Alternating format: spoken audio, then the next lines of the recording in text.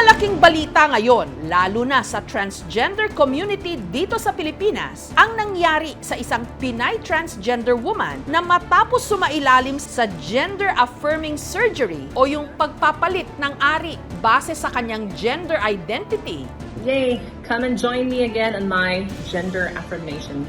nadisgrasya. Super duper excited ako, so I will definitely show with you guys. Ang transgender woman, si Rudge G, 34 anyos. Pangarap daw talaga ni Rudge G na maging ganap na babae, kaya unti-unti niya itong isinakatuparan. Nagpahaba siya ng buhok, uminom ng hormones, at nagpa-breast augmentation o nagpadagdag ng dibdib. Tayo, meron na tayong mga insecurities talaga, hindi talaga mawawala yan. Ang natira na lang daw para maging ganap siyang babae, magpa-vaginoplasty o pagpapalit ng kanyang ari. At nitong April 8, isinagawa ang operasyon. Naog na kami sa room, dato na kami sa clinic. Nag-good luck kami sa kanya. Nag-kiss kaming tatlo sa kanya bago siya pumasok. Kampante naman ako. Alam ko namang masaya siya na natupad yung pangarap niya. Excited kasi siya karadyo na operahan siya. Ang tuwag na nakasuyod na siya sa operating room. Mga past 4, sinabi na ng nurse, successful. Ako yung unang pumasok sa operating room. Kinantahan ko siya ng happy birthday kasi ganun daw yun. Lahat ng mga naoperahan ng ganyan, parang yun yung parang rebirth nila as parang babae na. Pagka alas 6, nakagawas na siya sa operating room. At last, nuno na naging ganap na siya na babaji. I'm so happy. Pero ang kanilang kasiyahan, agad na palitan ng pangamba. Nung isang araw matapos ang operasyon, si Rudge G, sumama ang pakiramdam. Pag 9, naramdaman na siya na kuha na murag na kuha siya, hirap siya ng paghinga. Kaya isinugod na siya sa ospital. Nung tumawag ako, doon ko nalaman na si ate ko, si brosis ko, nag-aagaw buhay na nga siya. Iyak na ako ng iyak ng time na yon kasi mahal ko yung pinag-uusapan dito eh. Pinilit talaga namin ipapasok yung phone. Baka gusto niyang marinig yung mga boses ng mga kapatid niya. Sinasabihan namin, lumaban ka, lumaban ka. Waya na ako, anak.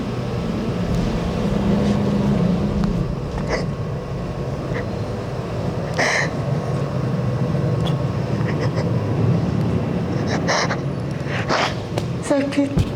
Sakit para sa sir. Hirap.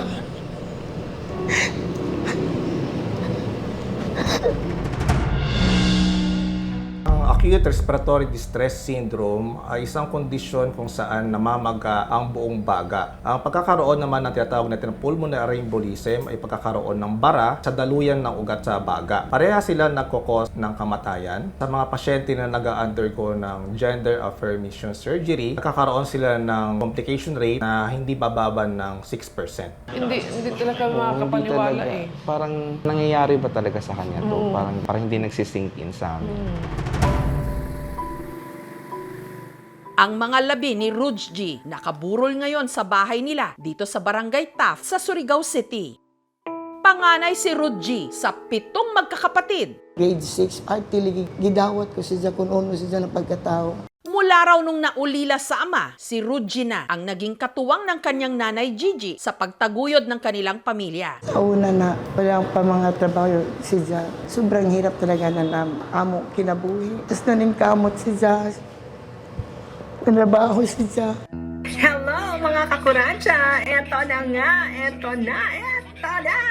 Si Rudge naging DJ sa Surigao. Number 1 sa listahan nato mga kakurat, appreciation over expectation. Nagtrabaho rin sa isang BPO company sa Cebu.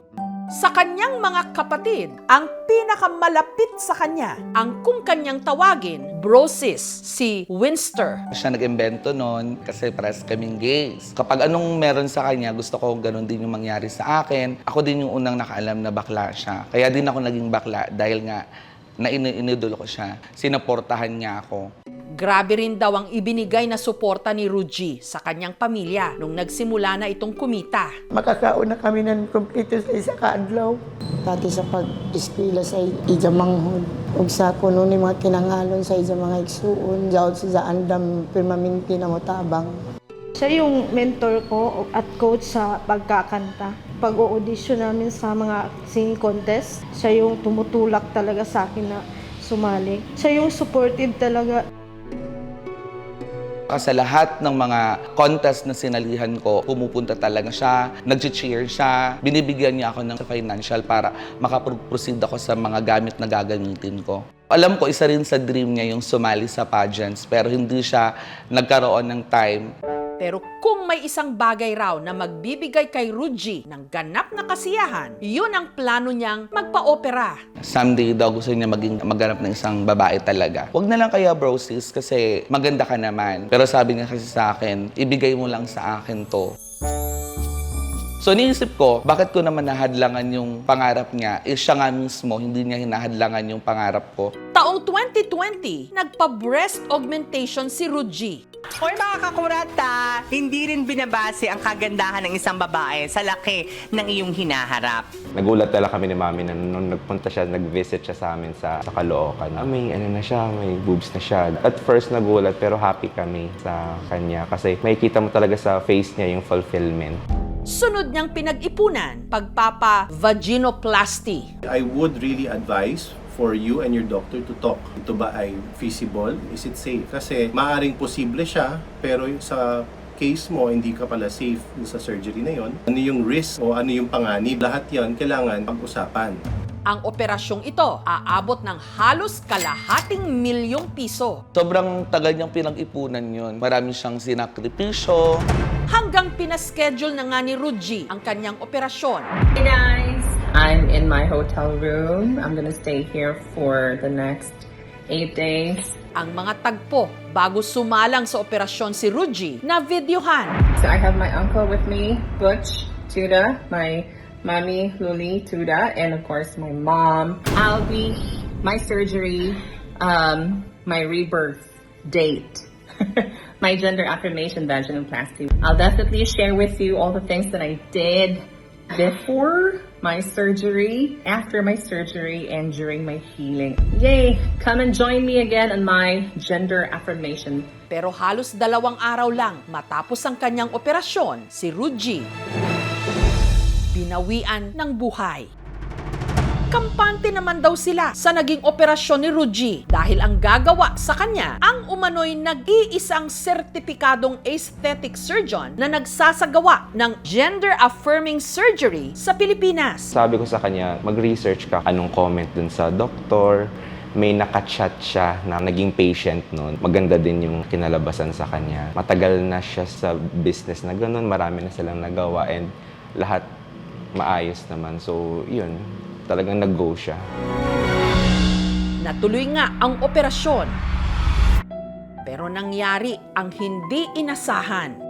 To observe that degree of precaution, vigilance, and care on the patient. Yung mga kaanak naman, maaaring maghain ng kaukulang kaso. Maaari silang maghain ng administratibong sumbong or complaint laban sa doktor upang ito ay masuspinde or makansila ang kanyang lisensya. Maaari din silang maghain ng kasong kriminal sa piskalya na aayon sa Artikulo 365 ng Revised Penal Code o itong tinatawag nating reckless imprudence resulting in injury or homicide kung namatay po yung pasyente. Para naman po sa mga pinsala at mga gastusing natamo nila, maaari din po silang maghain ng kasong sibil for damages na naayon naman sa Artikulo 2176 ng New Civil Code. Sinubukan ng aming team na hingan ng pahayag ang nag-opera kay Ruji. Gayunman, hindi siya nagpaunlak sa aming paanyaya. Nakausap ko rin yung si doktor. Ako kasi yung pumipilit sa kanya na wag mo nang bitawan yung kapatid ko. Pati sabsiza kasabot sa ijagibati kay sa tanan na ija na naoperahan. Kuman pa siya nakasinati na ningon anis. Siya murag pati sabsiza siya kasabot. Naghilak sabsiza na kuan sa nahitabo para siyang tatay.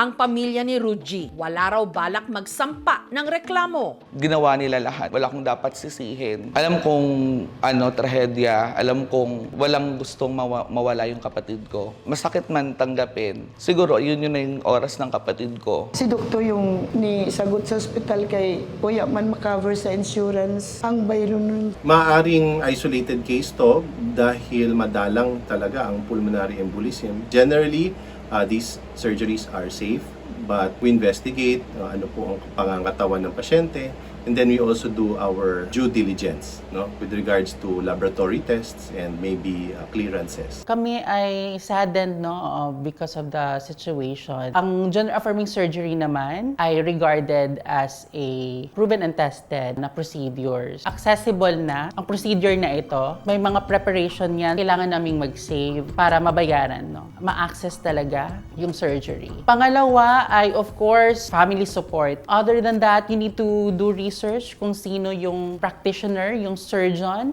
na gustong mong gumawa. It's really about timing. Mentally, of course, you have decided That's why coming into terms, kailangan talagang within yourself, handa ka na.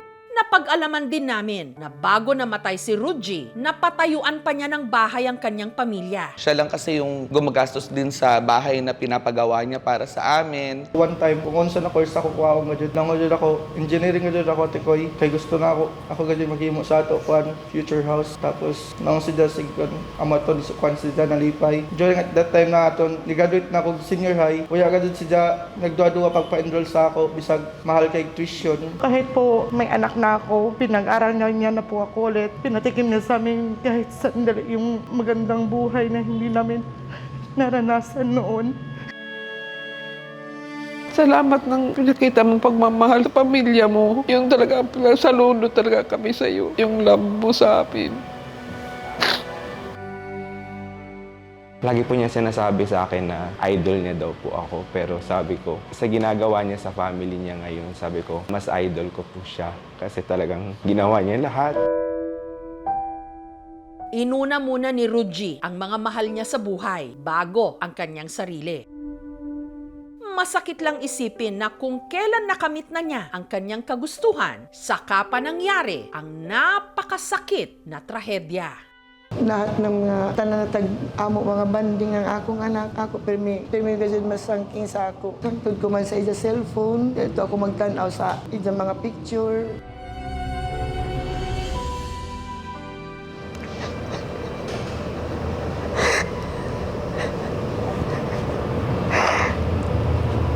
Salamat lang.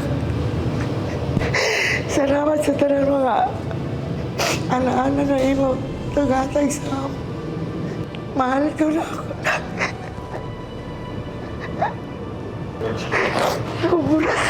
Sobra.